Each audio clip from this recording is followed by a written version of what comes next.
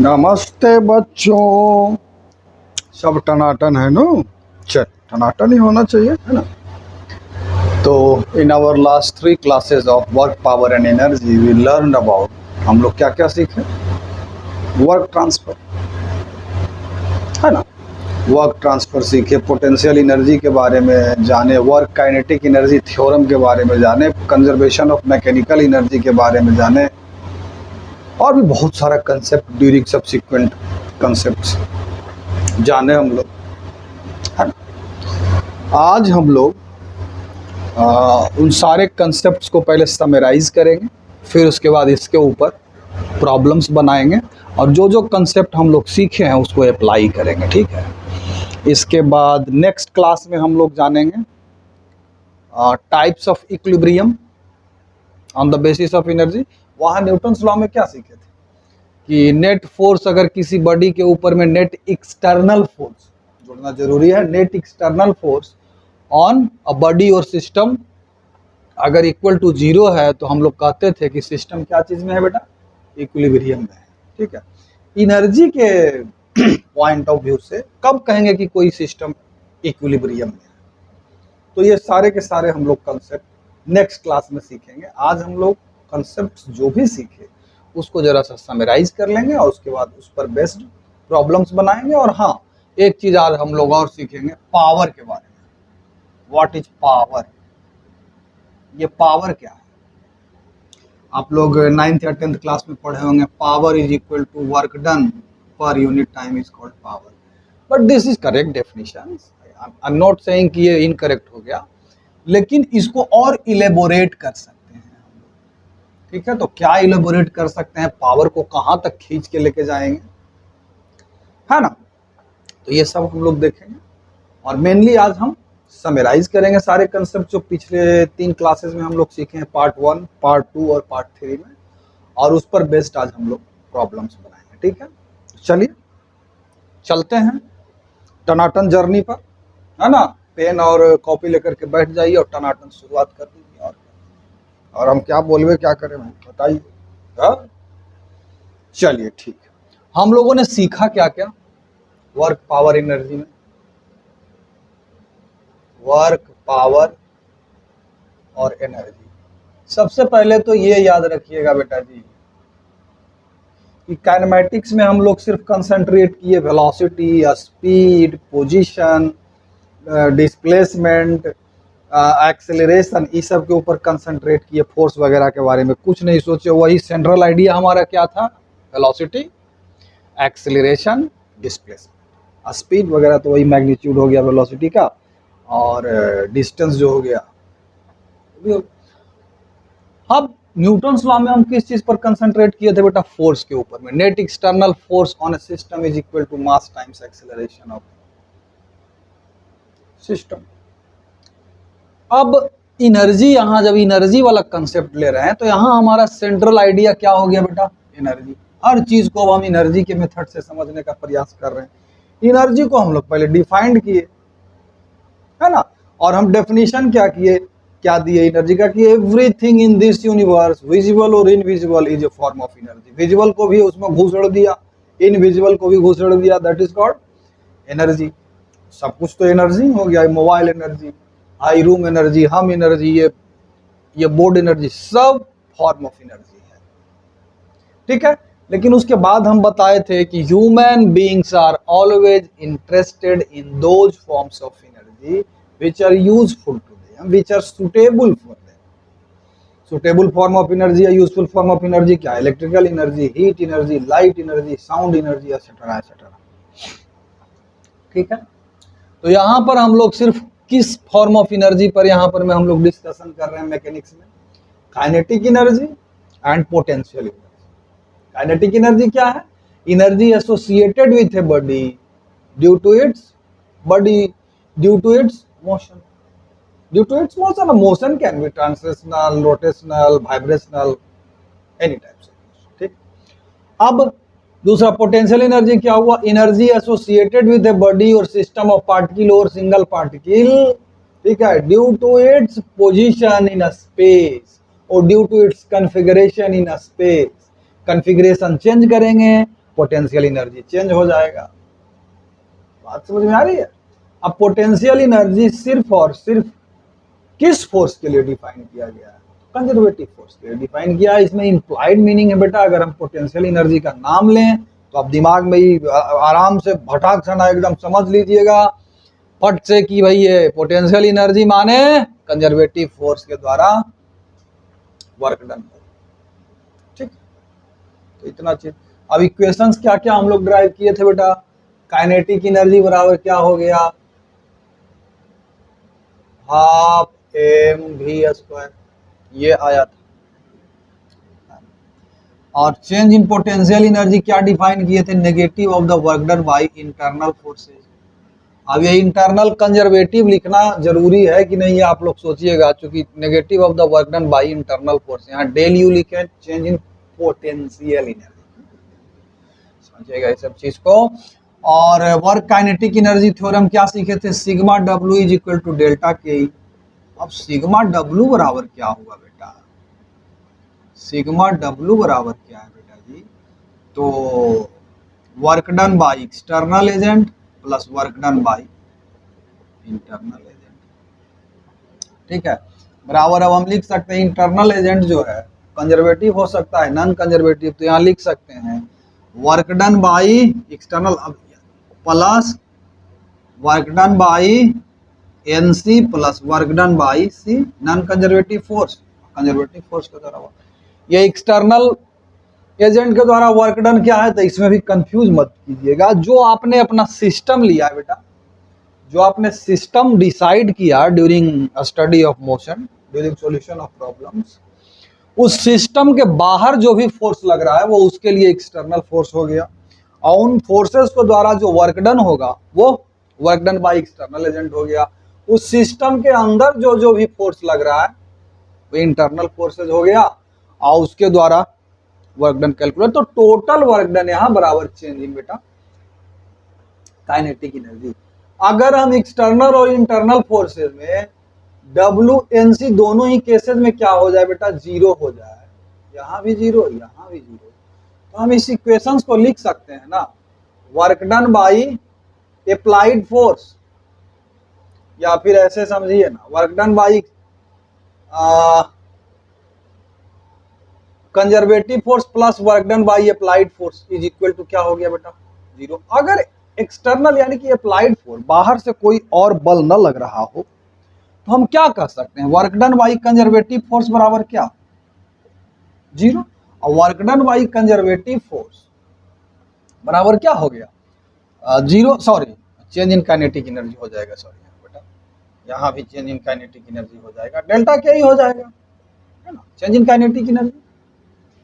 अब देखो, अब वर्क डन बाय अगर अप्लाइड फोर्स नहीं हो, अप्लाइड यानी कि हम आप कोई उस पर फोर्स नहीं लगा रहे हो, और उसके बाद फिर नॉन कंजर्वेटिव फोर्स के द्वारा वर्क डन जीरो हो, तो उस केस में हमारा आ गया था बराबर चेंज इन काइनेटिक एनर्जी। या फिर इसको ऐसे भी कह सकते हैं -WC प्लस डेल्टा के ई बराबर जीरो। तो इससे हमारा क्या आ गया था बेटा? Delta U, sorry delta U नहीं बेटा, delta E, where E is change in mechanical energy is equal to, यानी मैकेनिकल एनर्जी इसका क्या रह गया? सब कंजर्व रह गया। इससे हम निकाले थे क्या इक्वेशन? यू आई यानी इनिशियल पोटेंशियल एनर्जी प्लस के आई यानी इनिशियल काइनेटिक एनर्जी बराबर यू एफ प्लस के एफ आ गया था इससे। ठीक है, इससे क्या आ गया था बेटा? के एफ आ गया था, यू एफ आ गया था, वो हो गया कंजर्वेशन ऑफ मैकेनिकल एनर्जी। ये हो गया हमारा वर्क काइनेटिक एनर्जी थ्योरम। ठीक है ना, ऐसा principle of conservation of energy पर बेस्ड है, ऐसा कोनो बात नहीं है। तो ये सब इक्वेशंस हम लोगों ने समझा था। अब आ गया कि इसके ऊपर में हम लोग समझ के 10-20 गो, 2-4-10 गो प्रॉब्लम बना लें। और हाँ, एक चीज अभी हम एक्सप्लेन कर देते हैं बेटा, पावर। पावर तो हम एक्सप्लेन किए ही नहीं है अभी तक। चलिए, पावर क्या है?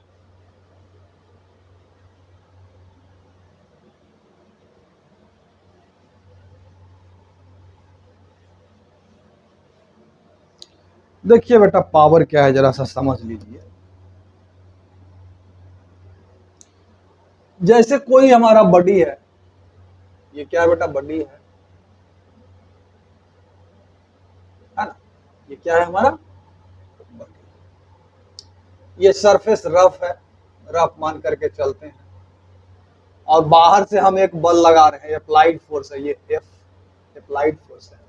इसके ऊपर में कौन कौन सा फोर्स लगेगा बेटा, डाउनवर्ड mg, अगर एफ बी डी इसका ड्रॉ करें तो ऊपर नॉर्मल रिएक्शन, इधर एक फोर्स लग जाएगा काइनेटिक फ्रिक्शन, अगर यह मोशन में, इधर v वेलोसिटी से चल रहा है। अगर हम इस ब्लॉक को सिर्फ अपना सिस्टम ले बेटा, तो इसके ऊपर में कौन कौन सा फोर्स एक्ट कर रहा है, ब्लॉक को अगर हम सिस्टम ले लें तो इसके ऊपर में कौन कौन सा फोर्स एक्ट कर रहा है, कौन कौन सा फोर्स एक्ट कर रहा है, देखो यहां से normal reaction, gravitational force, kinetic friction and external force F. External force मतलब अप्लाइड फोर्स हम जो लगा रहे हैं, वो एक्ट कर रहा है।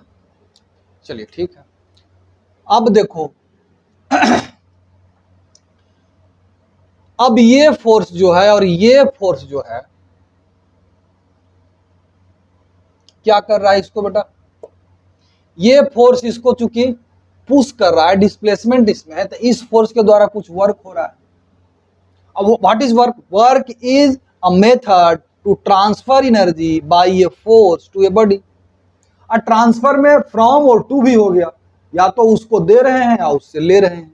यहां एफ के भी क्या है, फोर्स लग रहा है। देखो ये मूव कर रहा है इसी डायरेक्शन में, फोर्स भी है इसी डायरेक्शन में, ये वाला फोर्स, ये वाला फोर्स, यानी कि ये जो फोर्स है हमारा अप्लाइड फोर्स है, वो क्या कर रहा है, इस ब्लॉक के ऊपर में पॉजिटिव वर्क कर रहा है, ये जो कर रहा है वो नेगेटिव वर्क कर रहा है।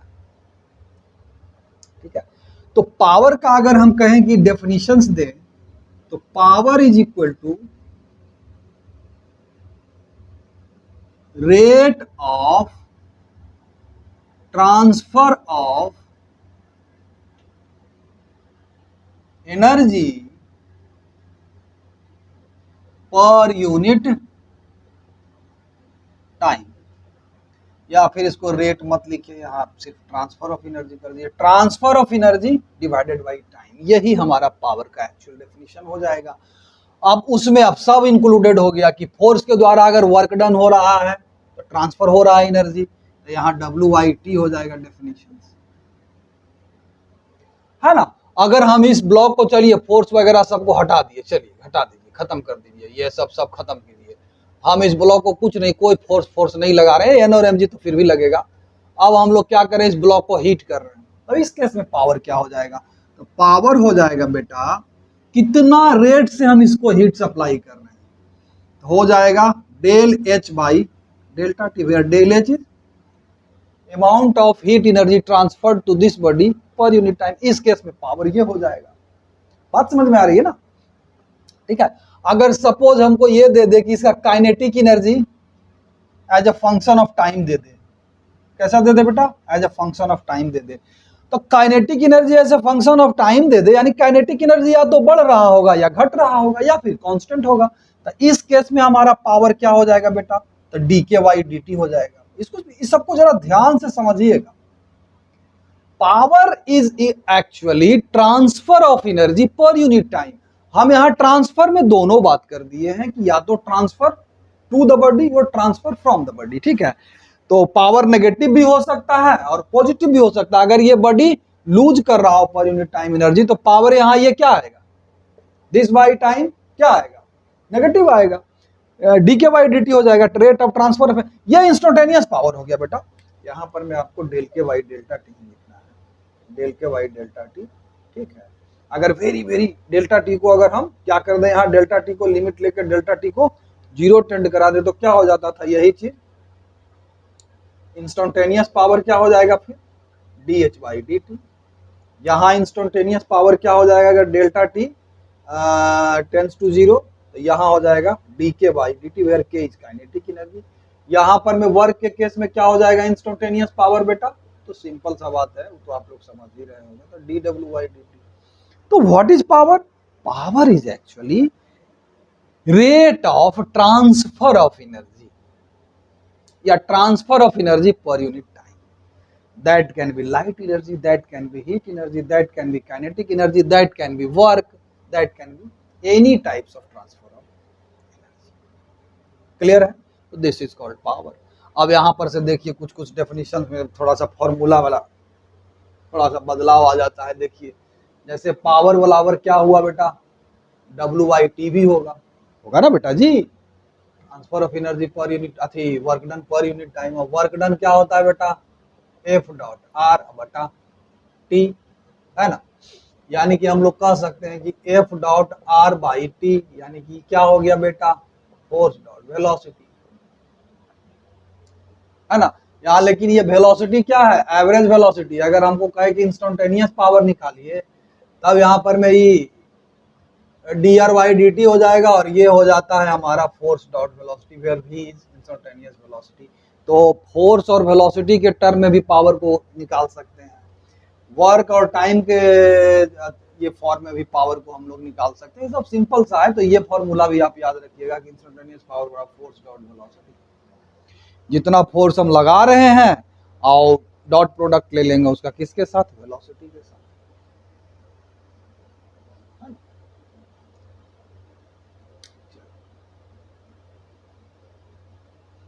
इसको ऐसे भी अगर नहीं समझ में आया तो जैसे कि dw बराबर क्या होता है बेटा, F.dr,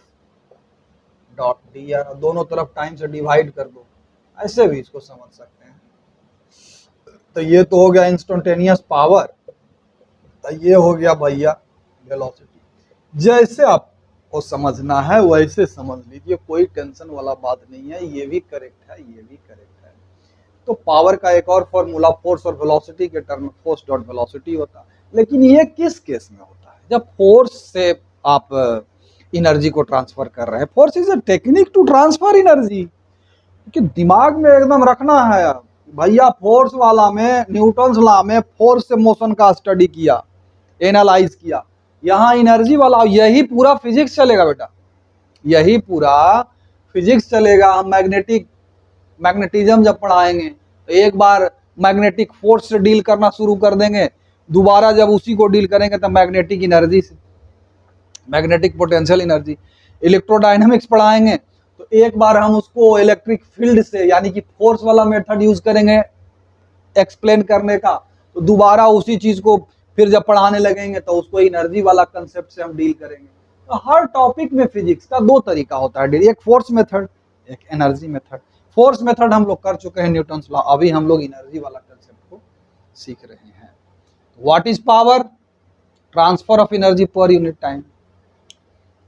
ठीक है, तो ये सारा का सारा फॉर्मूला आप लोग याद रखिए। अगर काइनेटिक एनर्जी दिया हुआ है जब फंक्शन, तो dk/dt, instantaneous power dk/dt, dh/dt, dw/dt, force dot velocity, ये सारा फॉर्मूला आप लोग याद रखिएगा। ठीक है ना, चलिए इसको मिटाते हैं। ये सब सिंपल सिंपल सा चीज है, इसको समझिए। अब जरा सा हम लोग प्रॉब्लम्स पे आते हैं बेटा। टन जितना भी कंसेप्ट इसमें सीखे, ज्यादा फॉर्मूला तो इसमें नहीं है बेटा। कंजर्वेशन ऑफ एनर्जी में एक फॉर्मूला याद रखिए, वर्क काइनेटिक एनर्जी थ्योरम। चलिए पहला हमारा सवाल है, कहता है an object of mass m is tied to a string of length L and a variable force F is applied on it which brings the string gradually at an angle theta with the vertical। देखिए एक string है बेटा, ये पहले तो ऐसे था, gradually इसके ऊपर में एक फोर्स लगने लगा है ऐसे, अब वर्टिकल के साथ ये कहाँ पहुंच गया बेटा जी, यहाँ पहुंच गया। ये एंगल हमारा थीटा बन गया, ये एफ लग रहा है। ठीक है, with the vertical find work done by the force F. इस फोर्स के द्वारा इसमें वर्क डन निकालने के लिए बोल रहा है। अब इस प्रॉब्लम को पूरा एकदम बेहतरीन तरीके से एनालाइज करते हैं बेटा। ये हमारा ग्राउंड है, ये क्या है बेटा,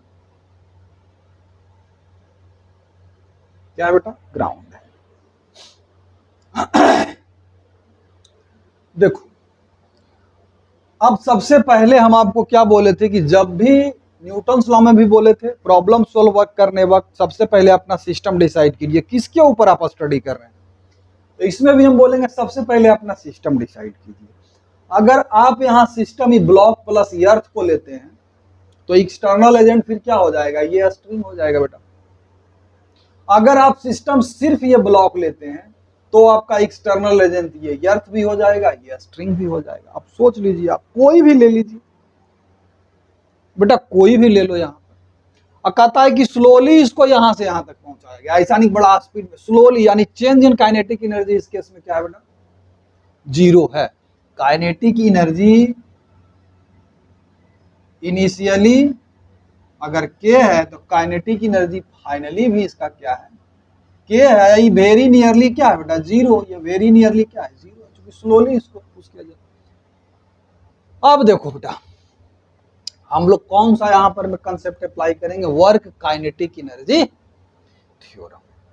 ठीक है, तो वर्क डन बाई, अब हम जो यहां सिस्टम लेंगे वत्स, सिर्फ ये ब्लॉक ले लेंगे। तो ब्लॉक ये मास के ऊपर में कौन कौन सा फोर्स, एक तो अप्लाइड फोर्स है एफ, एक तो देखो किसी इंटरमीडिएट स्टेट पर देखो, अगर ये इधर है डिस्प्लेसमेंट तो ये टेंशन फोर्स इधर लग रहा है, एक तो फोर्स है mg। ठीक है, ये हाइट कितना ऊपर गया है ये भी देख लेते हैं बेटा, कितना ऊपर गया ये h मान लेते हैं। ये डिस्प्लेसमेंट का डायरेक्शन है, ये क्या बेटा, डिस्प्लेसमेंट है, फोर्स नहीं है। ठीक, इस डायरेक्शन में डिस्प्लेसमेंट है। अब देखो, इसके लिए हमको लगाना है वर्क काइनेटिक एनर्जी थ्योरम। हम सिर्फ इस ब्लॉक को अपना सिस्टम लिए हैं, तो ये एक्सटर्नल हो गया, ये टेंशन एक्सटर्नल हो गया। तो work done by all the forces, हम क्या बताए थे, external as well as internal. Internal force तो इसके ऊपर में कुछ है ही नहीं बेटा, सब एक्सटर्नल है यहाँ। तो work done by tension plus work done by F plus work done by mg बराबर चेंज इन काइनेटिक एनर्जी तो zero. Work done by tension, देखो ये टेंशन फोर्स जो है ऑलवेज डिस्प्लेसमेंट पर क्या है बेटा, परपेंडिकुलर। तो work done by this tension will be equal to zero. Work done by F plus work done by mg। Work done by mg कैसे निकालेंगे बेटा, ऑलवेज डायरेक्टेड किधर है, डाउनवर्ड, कहीं भी ले लो आप, mg ऑलवेज डाउनवर्ड। दूसरा अब आप देख लीजिए, ये जो mg फोर्स है कंजर्वेटिव फोर्स है कि नॉन कंजर्वेटिव फोर्स है, तो ऑब्वियसली भैया कंजर्वेटिव फोर्स है। तो वर्क डन इसका ऐसे ले लो या ये पाथ लेके फिर ये पाथ ले लो, कोई फर्क पड़ेगा क्या, कंजर्वेटिव फोर्स के द्वारा वर्क डन तो पाथ इंडिपेंडेंट होता है। तो पहले हम कौन सा पाथ ले लिए, इधर से यहां गए फिर यहां से यहां चले गए। तो आप देख रहे होंगे कि यहां से यहां तक जाने में फोर्स डाउनवर्ड, गए इधर, तो यहां से यहां तक जाने में, ए से बी तक जाने में वर्क डन क्या होगा बेटा, जीरो। और बी से सी तक जाने में माइनस mg h हो जाएगा, यानी कि टोटल वर्क डन हमारा क्या हो गया, माइनस mg h बराबर जीरो। नहीं समझ में, इसको दूसरा तरीका से भी समझ सकते हैं। देखो, सबसे पहला तरीका जो अभी समझा रहे थे कि ग्रेविटेशनल फोर्स जो इसके ऊपर में एक्सटर्नल फोर्स लग रहा है, ये कैसा फोर्स है बेटा, कंजर्वेटिव फोर्स है, कंजर्वेटिव फोर्स है। तो ये पाथ इंडिपेंडेंट होगा, या तो ऐसे चला जाए या ऐसे जाए या ऐसे जाए या ऐसे ऐसे जाए। तो हमको सुविधा ये मिला कि ऐसे ऐसे जाने में हम वर्क डन कैलकुलेट कर सकते हैं। यहां से यहां गए वर्क डन जीरो, यहां से यहां गए माइनस mg। अरे ग्रेविटेशनल फोर्स के अपोजिट डायरेक्शन में जा रहा है ना, तो माइनस mg बताए थे ना, कैलकुलेट भी किए थे, माइनस mg। एक तरीका तो ये हो गया बेटा, है ना। तो यहां पर मैं डायरेक्ट फिर W F बराबर क्या हो गया, आराम से mg इंटू एच, एच निकाल दीजिए, एच कितना हो जाएगा बेटा, ये पूरा L, इसका लेंथ दिया हुआ था बेटा जी, ये L माइनस ये इधर L की कॉस थीटा, ये इतना जो है कॉस थीटा L है, और ये पूरा जो है बेटा ये L है, तो ये इतना height L minus L cos theta, तो हम लिख देंगे इसको mg L minus L cos theta, यही हमारा वर्क डन हो गया। एक दूसरा तरीका भी हो सकता है, तो एक तरीका हो गया वर्क काइनेटिक एनर्जी थ्योरम। अभी देखिए, अगर हम ये ब्लॉक और ये अर्थ दोनों को एक सिस्टम मान लें, तो एक्सटर्नल एजेंट हमारा क्या बन जाएगा इस केस में बेटा, स्ट्रिंग बन जाएगा। देखो दूसरा मेथड देख लो इसी का, हालांकि सब में कंसेप्ट एक ही लग रहा है।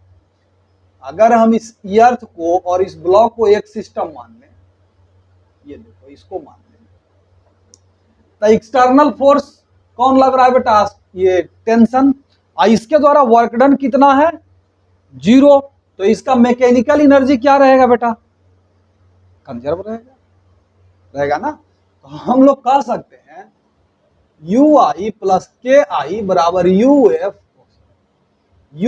प्लस के आई प्लस के बराबर तो 0 है, और सॉरी के आई और के एफ तो 0 है, यानी यू आई बराबर यू एफ। अब देख लो यहां पर थोड़ा सा दिमाग लगाना पड़ेगा। हम जब अर्थ के सरफेस पर रेफरेंस पोजीशन लेते हैं तो हमारा पोटेंशियल एनर्जी क्या होता है, mgh। तो इसका इनिशियल हाइट मान लो अर्थ के सरफेस से h0 है, तो इसका इनिशियल पोटेंशियल एनर्जी क्या हो जाएगा बेटा लेकिन नहीं, एक्सटर्नल फोर्स भी तो यहां पर में लग रहा है, यहां एक एफ है, एफ तो यहां पर है ना, नहीं बेटा ये वाला मेथड तब फिर नहीं लगेगा, ये कंजर्वेशन ऑफ मैकेनिकल एनर्जी नहीं लगेगा, इसका मैकेनिकल एनर्जी कंजर्व नहीं रहेगा बेटा। हम मिस कर गए कि ये एक्सटर्नल फोर्स एक कैपिटल एफ लग रहा है, तो ये नहीं लगेगा, इसको एक दूसरा मेथड लगा देते हैं। फिर एक तो हुआ वर्क काइनेटिक एनर्जी थ्योरम, और दूसरा वाला जो हो गया था work done by external force plus work done by internal force बराबर change in kinetic energy. Change in kinetic energy हमारा 0 है, तो work done by external force is equal to negative of work done by internal force. Work done by external force क्या है बेटा, तो W F ले लेंगे, अब प्लस डब्ल्यू टी ले लेंगे, बराबर negative of the work done by internal force. Internal force के द्वारा वर्क डन कितना हुआ है बेटा, तो तो देखवे किए हम लोग, mgh हो गया, या फिर negative of work done by internal force इसको लिख सकते हैं चेंज इन पोटेंशियल एनर्जी भी लिख सकते हैं। चेंज इन पोटेंशियल एनर्जी माने initial potential final potential energy mg into H plus H not minus mg H not, क्योंकि इनिशियली अर्थ के सरफेस से एच नॉट हाइट पर है, तो दोबारा एच प्लस एच नॉट, इतना हो गया। टेंशन के द्वारा वर्क डन बेटा 0 हो गया, तो इस केस में भी कितना आ गया बेटा वर्क डन, एच नोट वाला खत्म हो गया, mgh। तो दोनों ही केस में वही आ रहा है, क्योंकि कंसेप्ट तो हम वही अप्लाई कर रहे हैं, बस ऐसा करके कभी छू दे रहे हैं बेटा, कभी ऐसे करके छू दे रहे हैं, ठीक। तो सिस्टम डिसाइड कर लो, सवाल टनाक टना बन जाएगा, ठीक है। चलिए अब जरा नेक्स्ट सवाल पर चलते हैं।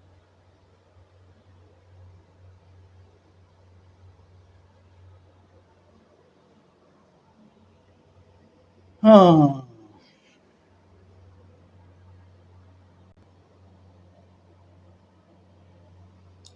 चलिए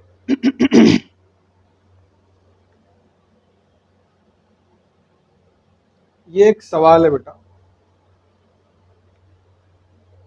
ये एक मास m है, ये हमारा एक हील है, जिसके ऊपर में F फोर्स लगाकर, इस मास के ऊपर F फोर्स लगाकर यहां से लेकर के इसको कहां लेके जाया जा रहा है, ये टॉप पर ले जाया जा रहा है।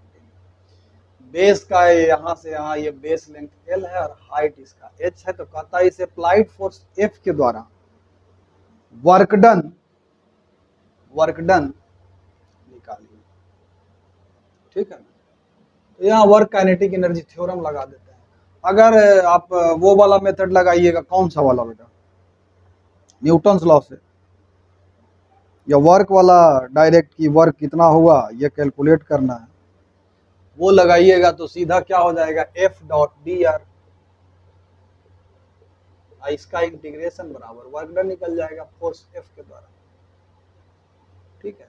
लेकिन फोर्स का डायरेक्शन ऑलवेज कभी इधर है, कभी इधर है, कभी ऊपर है, कभी फ्लैट है, तो इस तरह से है, ठीक है। तो हम लोग यहाँ पर में वर्क काइनेटिक एनर्जी थ्योरम ही अप्लाई करेंगे। चलिए देखते हैं कैसे क्या होगा।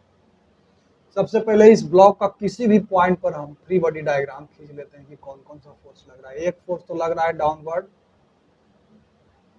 mg, ब्लॉक को सिर्फ सिस्टम लिए बेटा, यहाँ सिर्फ ब्लॉक को हम सिस्टम ले लिया, और F लग रहा है सीधा इस डायरेक्शन में, F के ठीक अपोजिट डायरेक्शन में हमारा फोर्स ऑफ फ्रिक्शन लग रहा है, नॉर्मल रिएक्शन और परपेंडिकुलर इधर हो गया, यही तो हमारा फोर्स लग रहा है बेटा। ठीक है, तो अब वर्क काइनेटिक आप चूंकि कहा रहा है कि स्लोली इसको यहां से यहां तक ले गए, ठीक है, तो वर्क काइनेटिक एनर्जी थ्योरम से work done by F plus work done by capital F plus work done by normal reaction plus work done by M G is equal to zero. Work kinetic energy theorem, जो कि यहाँ पर slowly, तो जो speed यहाँ वही speed यहाँ लगभग जीरो के बराबर ही होगा, तो जीरो लिख दिया। नॉर्मल रिएक्शन के द्वारा वर्क डन जीरो होगा, चूंकि ऑलवेज परपेंडिकुलर टू डिस्प्लेसमेंट है, तो चलो ये भी जीरो हो गया।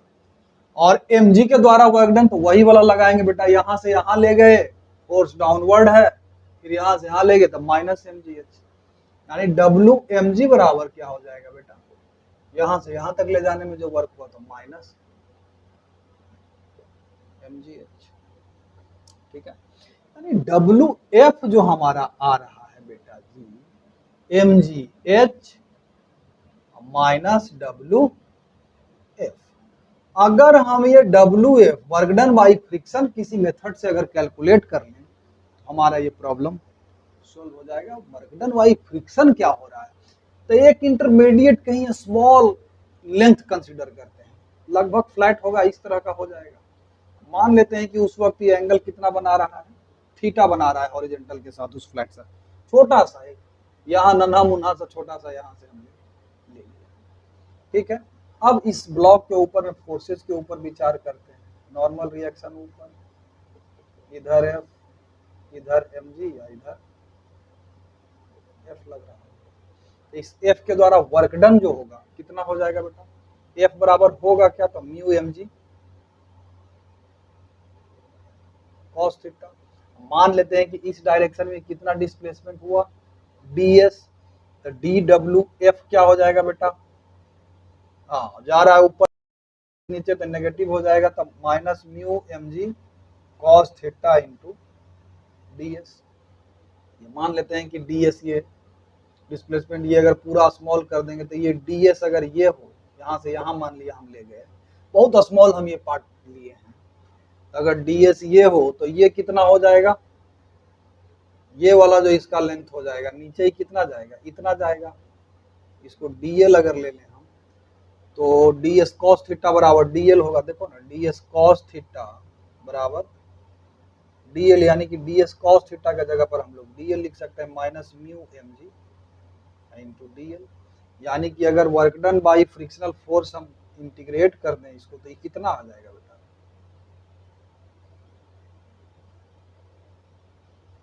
dl यानी कि l यानी कि माइनस म्यू mg l, तो यहाँ सीधे पुट कर दो, तो work done by f capital F कितना हो जाएगा, mgh minus minus mu mg l, यानी कि mgh प्लस म्यू mg, यही हमारा आंसर है। यहाँ पर थोड़ा सा आप लोग कंफ्यूज क्यों होंगे, क्यों छोटा सा पार्ट लिए, क्योंकि हमको लगा कि कुछ फायदा हो जाएगा। ठीक है, स्मॉल एक लेंथ लिए ds, ये थीटा है मान लिया उस वक्त इसका, तो ये हमारा dl हो गया, तो वर्क डन इतना हो रहा है, तो यहाँ से लेकर के यहाँ तक के चले गए, और ds बराबर क्या हो रहा है, dl हो रहा है, dl का सॉरी ds cos थीटा बराबर dl हो रहा है, तो इस ढंग से हम लोग इसको कैलकुलेट कर लिए, तो ये हमारा इस तरीके से हो जाता है बेटा। अब एक और नेक्स्ट क्वेश्चन देख लीजिए बेटा जी। ठीक है,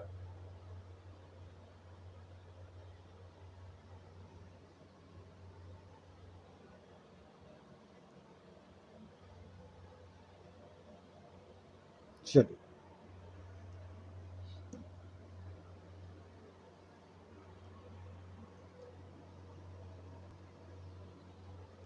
कहता है कि एक पार्टिकल है बेटा, उसका displacement is related with time as per this equation, ये जो इक्वेशन दिया हुआ है ये इस इक्वेशन से रिलेटेड है। ठीक है, ठीक है ना, there x is in meter and t is in second, तो करता है displacement when velocity is zero, displacement calculate कीजिए उसका जब वेलोसिटी क्या हो, जीरो। ठीक है, तो ये तो वो एनर्जी वाला वर्क एनर्जी वाला सवाल कम और ये काइनेमेटिक्स का सवाल हमको ज्यादा लग रहा है। चलिए ठीक है, square root x plus 3 is equal to T है बेटा। वेलोसिटी जब जीरो है तो डिस्प्लेसमेंट क्या होगा, यानी कि displacement as a function of time हम टर्न से कैलकुलेट कर सकते हैं। एक्स बराबर क्या आ जाएगा बेटा, टी माइनस 3 का होल स्क्वायर, टी माइनस 3 का होल स्क्वायर बराबर T square minus 6t plus 9 T square A square plus B square minus 2ab। हाँ ठीक है, अब कहता है वेलोसिटी जब जीरो हो तो इसको एक बार डिफरेंशिएट कर देंगे बेटा, d x by d t क्या हो जाएगा हमारा 2t माइनस 6, और ये बराबर क्या हो गया वेलोसिटी, अब बराबर जब जीरो हो तो टाइम क्या है बेटा 6/2 बराबर 3 सेकेंड, यानी कि टाइम t बराबर डिस्प्लेसमेंट तब निकल, टाइम t बराबर 3 सेकेंड पर वेलोसिटी क्या है बेटा जीरो। अब क्या करेंगे तो डिस्प्लेसमेंट निकालना है तो लिख दो, x बराबर क्या हो जाएगा, डिस्प्लेसमेंट ही निकालना,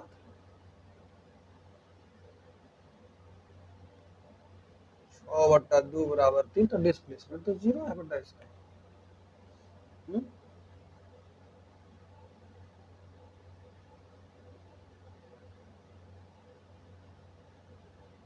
इसका जो वेलोसिटी है t माइनस 3 का होल स्क्वायर बराबर x है, यानी dx बाई dt बराबर 2t माइनस 6, तो t बराबर 3 सेकेंड पर में वेलोसिटी इसका जीरो है, t बराबर 3 सेकेंड पर, ओ 1 सेकेंड बेटा, यहाँ थोड़ा सा देखो लोचा लग गया है। t बराबर x क्या है बेटा, पोजीशन बता रहा है, देखो कैसे ही कैलकुलेट होगा, थोड़ा सा दिमाग का लोचा, जैसे कि सपोज पहले तो t बराबर जीरो पर में पार्टिकल कहाँ है ये कैलकुलेट कीजिए, x t बराबर जीरो पर पार्टिकल कहाँ है बेटा, t बराबर जीरो पर पार्टिकल कहाँ है देख लो, यहाँ से t का वैल्यू जीरो पिट करो, 9 मीटर पर है पार्टिकल, और x एट t बराबर 3 सेकेंड पर क्या है, वेलोसिटी इसका जीरो है, तो 3 सेकेंड पर फिर पार्टिकल का पोजीशन चेक कर लो बेटा, क्या हो जाएगा जीरो, है ना। तो डिस्प्लेसमेंट फिर कितना हो जाएगा, डेल्टा एक्स कितना होगा, जीरो माइनस 9 यानी माइनस 9 मीटर। t बराबर जीरो पर में पार्टिकल 9 मीटर पर है, t बराबर 3 सेकंड पर, यहां आ गया ओरिजिन पर आ गया फिर से पार्टिकल, तो डिस्प्लेसमेंट इसका कितना हो जाएगा बेटा माइनस 9 मीटर। कैसे हुआ, तो t बराबर 3 सेकंड पर वेलोसिटी जीरो है, कहता है जब वेलोसिटी जीरो है तो डिस्प्लेसमेंट निकालिए, t बराबर 3 सेकंड पर वेलोसिटी तो जीरो है, लेकिन t बराबर 3 सेकंड पर x कोऑर्डिनेट क्या है, मतलब पोजीशन क्या है पार्टिकल का 0 मीटर, ठीक। और t बराबर 0 सेकंड पर पोजीशन क्या है, तो 3 सेकंड में डिस्प्लेसमेंट उसका कितना हुआ तीसरे सेकंड में माइनस 9 मीटर, ठीक है ना। उसके बाद नेक्स्ट क्वेश्चन क्या कहता है बेटा जी,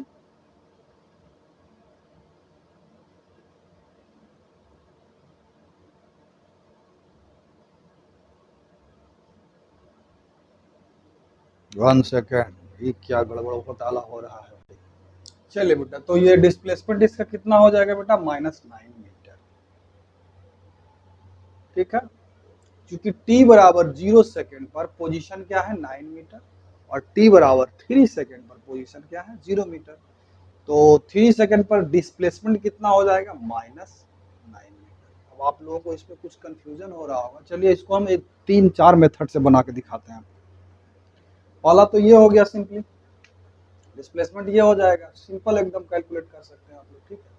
अब देखिए x बराबर हमारा क्या आया था बेटा, यहीं से देख लीजिए,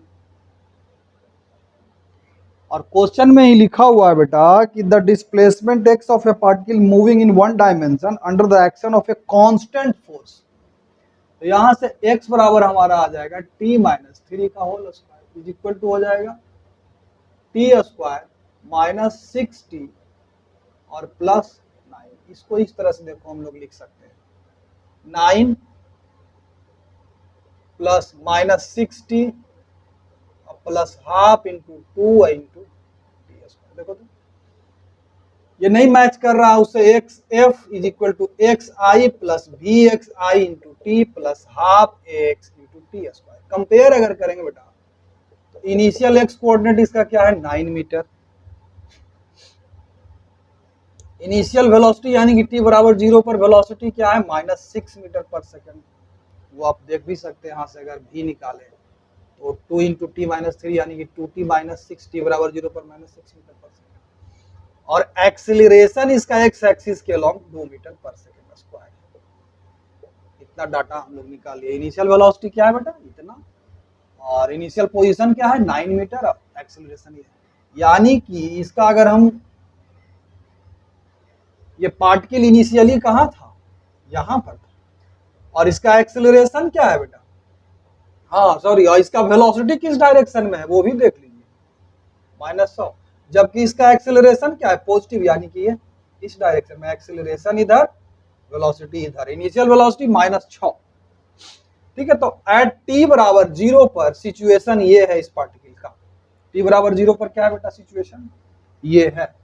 अब क्या होगा, क्या ये इधर जाएगा एट टी बराबर 0 पर, अगर हम कहें एक्सेलरेशन तो ऑलवेज कांस्टेंट है 2 मीटर पर सेकंड स्क्वायर, तो एट टी बराबर 0 पर वेलोसिटी लेकिन इस डायरेक्शन में है, तो जब वेलोसिटी इसका 0 होगा तभी तो फिर ये अपना डायरेक्शन चेंज करेगा मोशन का। और वेलोसिटी कब 0 हो रहा है बेटा, t is equal to 3 second पर, और t बराबर 3 सेकंड पर जब वेलोसिटी 0 हो रहा है तो t बराबर 3 सेकंड पर इसका पोजीशन क्या हो जा रहा है, ये ओरिजिन, यानी t बराबर 0 पर यहाँ है बेटा, और t बराबर 3 सेकंड पर ये ओरिजिन पर आ जाता है पार्टिकल। तो इतना देर में इसका जो डिस्प्लेसमेंट कितना हुआ इस 3 सेकंड में, -9 मीटर, यहां से यहां तक गया है -9 मीटर होगा ना, -9 मीटर यहां से यहां गया, क्योंकि इनिशियली ये इसका इनिशियल ये एक्स आई ये यहाँ पर में क्या है 9 मीटर है, ये क्या है पोजीशन 9 मीटर वाला पोजीशन है, जाया गया कहाँ इधर -9 मीटर, इसका डिस्प्लेसमेंट हो गया कितना सेकंड में 3 सेकंड में। हाँ, अगर इसमें ये पूछता कि पोजीशन बताइए at T is equal to 3 second, x coordinate बताइए, तो वो 0 हो जाएगा बेटा, एक्स कोऑर्डिनेट इसका क्या हो जाएगा 0 हो जाएगा। इसको एक और मेथड से हम लोग बना सकते हैं, x versus T graph draw कर दीजिए, एक्स वर्सेस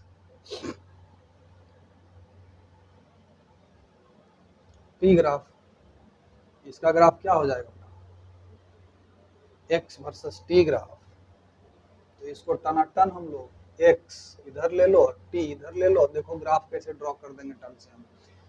एट टी बराबर 0 सेकंड पर एक्स कोऑर्डिनेट क्या है, सबसे पहले तो ये कर्व है बेटा, एट टी बराबर 0 सेकंड पर एक्स कोऑर्डिनेट है हमारा 9 meter, x is in meter, T in second है ना, एट एक्स बराबर, या फिर v वर्सेस टी ग्राफ खींचो ना, x वर्सेस टी नहीं बेटा, v वर्सेस टी खींचो, ताकि इंटीग्रल v dt यानी कि एरिया निकाल देंगे तो निकल जाएगा v इन मीटर पर सेकेंड और t इन सेकेंड, है ना। तो v बराबर यहाँ क्या आ जाएगा 2t माइनस 6, यानी कि इसका ग्राफ जो हो जाएगा है t is equal to 0 second पर v कितना है बेटा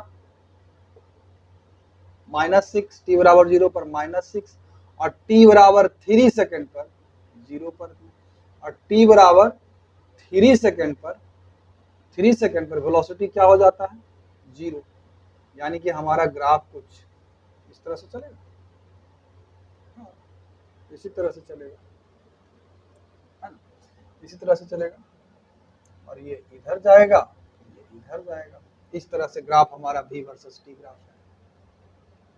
ठीक है, इधर जाएगा कि नहीं जरा सा चेक कर लेते हैं। वेलोसिटी तो पहले नेगेटिव ही है, वेलोसिटी क्या है पहले नेगेटिव है, टाइम तो नेगेटिव हो नहीं सकता है, इधर नहीं जाएगा बेटा, तो -6 है यहाँ से चला है t बराबर 0 पर में ये -6, और t बराबर 3 सेकंड पर इसका वेलोसिटी क्या हो जा रहा है 0, तो ये हमारा ग्राफ होगा। फिर उसके बाद पॉजिटिव है वेलोसिटी, एक्सेलरेशन तो ऑलवेज पॉजिटिव है, v वर्सेस टी ग्राफ में स्लोप क्या है थीटा क्या है less than positive.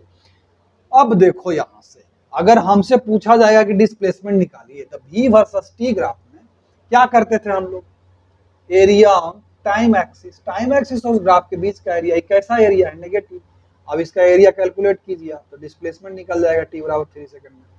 Half into ए, ये बेस इन 3 इंटू 6 होती है 18/2 बराबर माइनस नीचे टाइम एक्सिस के नीचे है तो डिस्प्लेसमेंट। तो 2-3 मेथड से बना करके दिखा दिया इसको, ठीक है।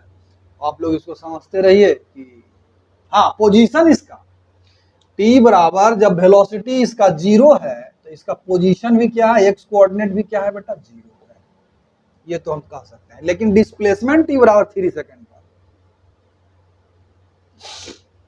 3 सेकंड में इसका -9 मीटर है। चलो ठीक है, अब आगे बढ़ते हैं, इसी का पार्ट बी देख लेते हैं बेटा,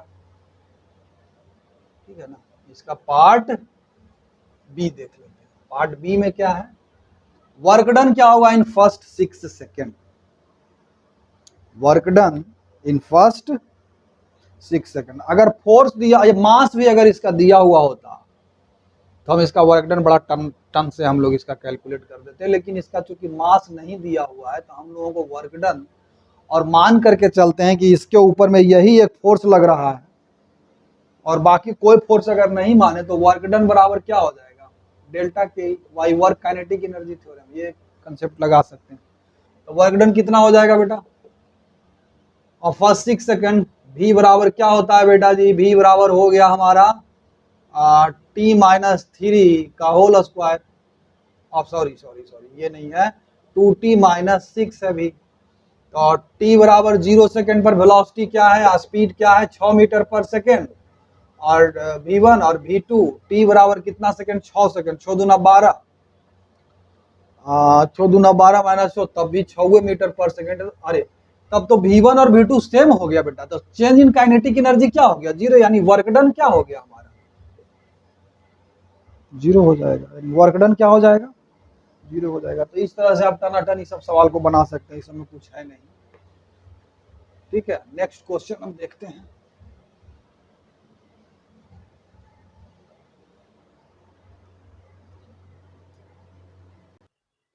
ये हमारा नेक्स्ट क्वेश्चन है बेटा, टनाटन देख लीजिए। कहता है कि एगो बॉल को वर्टिकली अपवर्ड हम प्रोजेक्ट किए, क्या किए, vertically upward project, 10 metre per second से मास दिया हुआ है बॉल का 0.1 के, ऊपर जाएगा फिर नीचे आएगा। कहता है जब वो उसी हाइट पे नीचे आया तो उसका इनिशियल वेलोसिटी कितना था, 10 मीटर पर सेकंड। जब नीचे आया उसी पॉइंट पर तो नीचे डाउनवर्ड उसका वेलोसिटी कितना था, 6 मीटर पर सेकंड। तो बताइए work done by air resistance क्या होगा, 10 minute returns back with 6 metre per second find out, ठीक है। वर्क काइनेटिक एनर्जी थ्योरम लगाएंगे, work done by all the forces, system क्या ले लेंगे अपना, सिर्फ ये बॉल। बाह्य बल कौन कौन सा हुआ, एक्सटर्नल फोर्सेस, एयर के द्वारा वर्क प्लस ग्रेविटी के द्वारा वर्क, और तो कुछ है नहीं, बराबर change in kinetic energy. Work done by air, और वर्क डन बाय एमजी क्या हो जाएगा बेटा, एक राउंड ट्रिप हो गया, ए से यहाँ गया फिर यहाँ से यहीं आ गया। तो ये ग्रेविटेशनल फोर्स कैसा फोर्स है, कंजर्वेटिव फोर्स है, तो कंजर्वेटिव फोर्स के द्वारा एक राउंड ट्रिप में वर्क डन तो हो गया बेटा 0। तो बराबर सीधे कितना आ गया बेटा, हाफ m 6 का स्क्वायर माइनस 10 का स्क्वायर हो गया, हाफ इंटू 0.1, 36 माइनस 100 है ना। तो 100 में से 36 गया कितना, 64, 76, 364 हो गया, यानी कि -32 हो जाएगा ना बेटा, -32 गुने 0.1, 64/2 32 गुने 0.1 तो बराबर -3.2 जूल। यही हमारा आंसर हो गया। दूसरा एक क्वेश्चन कहता है कि velocity time graph of particle of mass 2 kg moving in a straight line is as shown in the figure, इतना find the work done by all the forces acting on the part. तो simply work done by all the forces sigma W, work kinetic energy theorem सीधे लगाइए। अब कोई भी सवाल है ये तो हर जगह लगा सकते हैं। वेदर नॉन इनर्शियल फ्रेम, हम इनर्शियल या नॉन इनर्शियल का कोई चर्चा ही नहीं किए थे। Work done by all the forces, अगर नॉन इनर्शियल फ्रेम ले रहे हैं, हाँ एक बात का आपने ध्यान रखना कि अगर नॉन इनर्शियल फ्रेम में आप लगा रहे हैं वर्क काइनेटिक एनर्जी थ्योरम बेटा जी, तो ध्यान रहे हम जो work kinetic energy theorem derive किए थे वो क्या किए थे, net external forces and internal forces, F external plus F internal बराबर क्या, मास टाइम्स एक्सीलरेशन किए थे, है ना। अगर आप नॉन इनर्शियल फ्रेम से मोशन को ऑब्जर्व कर रहे हैं तो एक स्यूडो फोर्स, तो यहाँ एफ स्यूडो भी लगा दीजिएगा, बराबर मास टाइम्स एक्सीलरेशन। जहां ये एक्सीलरेशन किसके रेस्पेक्ट में फिर हो जाएगा बेटा, उस फ्रेम के रेस्पेक्ट में, और फिर तब आप वर्क काइनेटिक एनर्जी थ्योरम लगा सकते हैं। यानी कि कहने का मतलब है लगा तो सकते हैं, लेकिन सूडो फोर्स को कंसीडर करिएगा, उसके द्वारा भी वर्क डन जो निकलेगा वो कैलकुलेट करिएगा, ठीक है। चलिए यहां पर मैं देखिए नेक्स्ट क्वेश्चन हमारा था,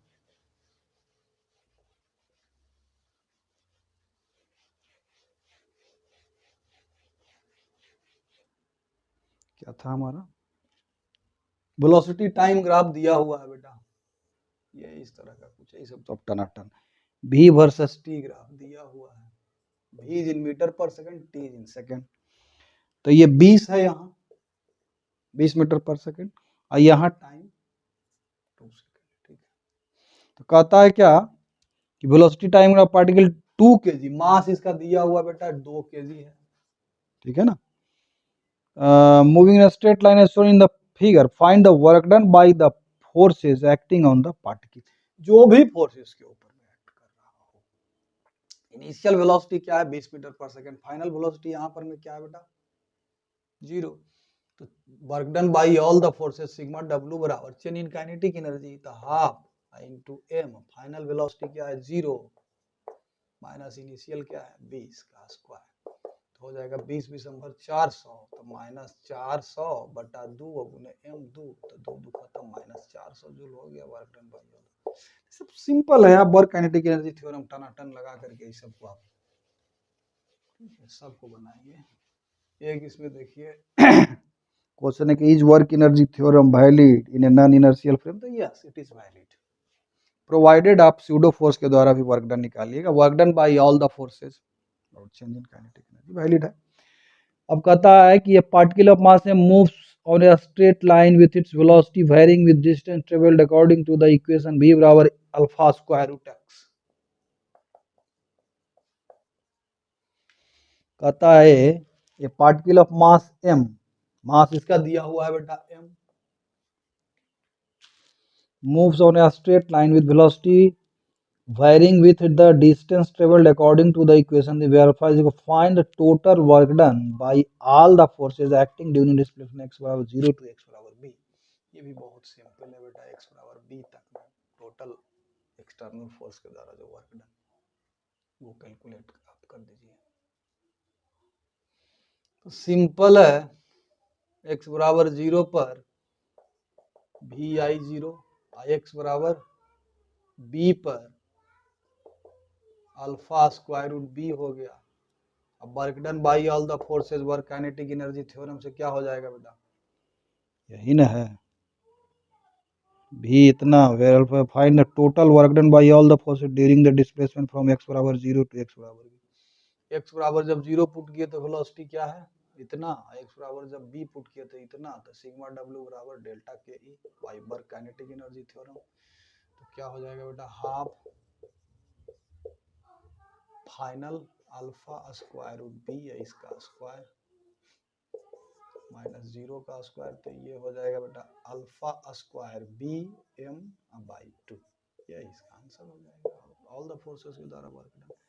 ये आप खुद बना सकते हैं टनाटन, अब इसमें कुछ वैसा नहीं रह गया है कि आपको मैंने फंसिएगा, ठीक है बेटा। एक दो सवाल और टिपिकल थोड़ा कंसेप्चुअल हम तो बेटा एक कंसेप्चुअल सवाल है,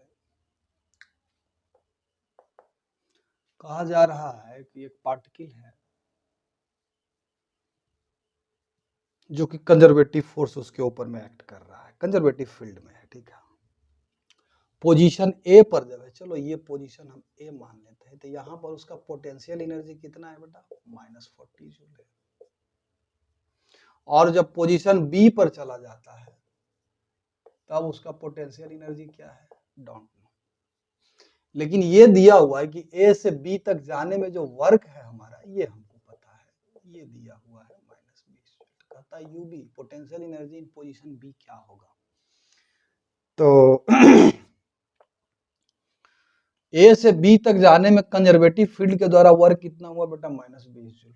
चलिए अब जरा सा याद कीजिए जो डेफिनेशंस बताए थे। Change in potential energy is equal to negative of the work done by internal forces. Internal force माने इंटरनल कंजर्वेटिव फोर्स, ठीक ना। ऐसा नहीं कि वो कंजर्वेटिव नहीं बोल रहे हैं तो गड़बड़ा जाइएगा सर तो गड़बड़ बोल देते हैं ऐसा बात नहीं होना चाहिए, ठीक है। तो change in potential energy U B minus U A बराबर क्या हो जाएगा बेटा, negative of work done by internal forces, work done from A to B कितना है, माइनस बी, कितना वर्क हुआ। यू बी हमारा, तो इसका मतलब क्या हो जाएगा, यू ए और +20। यू ए कितना है बेटा, -40,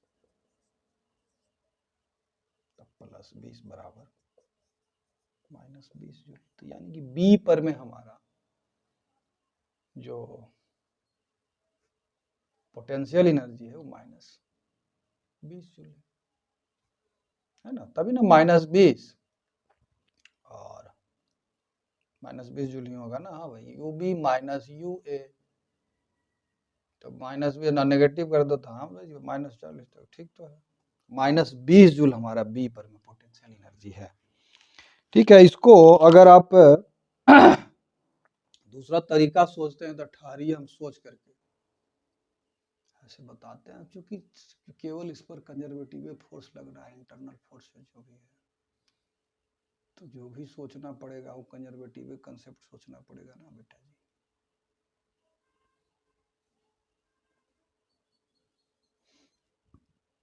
ठीक है बेटा, ये तो करेक्ट, मतलब यही सिंगल मेथड है, बेस्ट मेथड है, और ये सोच करके ही ऐसे ही प्रॉब्लम स्टेट किया गया है भाई। अब ये वाला डेफिनेशन यूज की, change in potential is negative of the work done by internal forces, या इसको इंटरनल ना कहें, अगर एक्सटर्नल कंजर्वेटिव फोर्स अगर एक्सटर्नल है तो -WC, लेकिन नहीं बेटा ये इंटरनल ही होगा, क्योंकि change in potential energy for a system, ठीक है ना, ठीक है।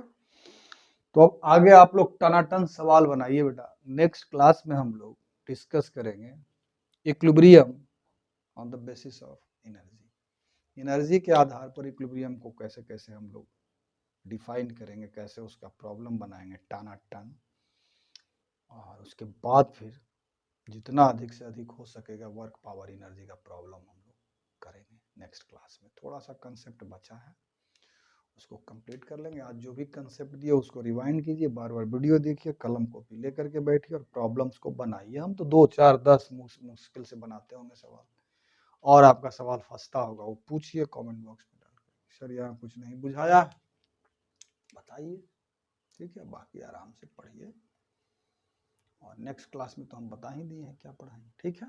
चलिए बाय।